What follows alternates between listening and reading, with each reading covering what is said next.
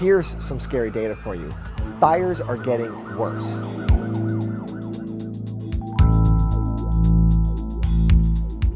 In the past few years, forest fires have gotten bigger, they've gotten more frequent, they've become a bigger problem, and the government is spending billions of dollars that it doesn't have to fight these fires.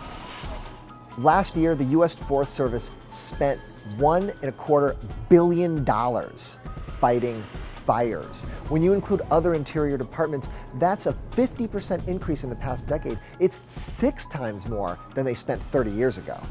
The Forest Service has exceeded its budget for fighting fires in 10 of the last 13 years.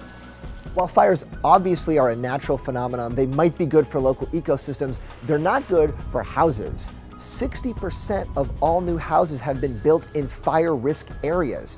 These are the zones on the edge of a forest near population centers. As urban areas grow out and they start encroaching on rural zones, this is the risk area. This is why the new houses are there, and this is why fighting fires has become so expensive, because of all the houses that need to get saved.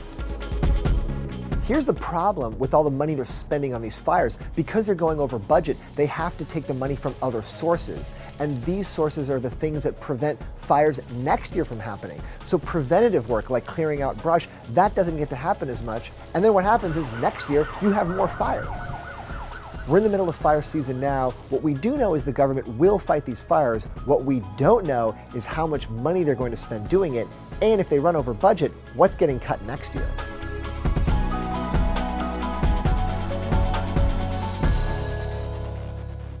Hey YouTube fans, I'm Landon Downey from CNBC. Thanks so much for checking out our channel. Here you'll find videos packed with all the info that you need to be smarter about your finances.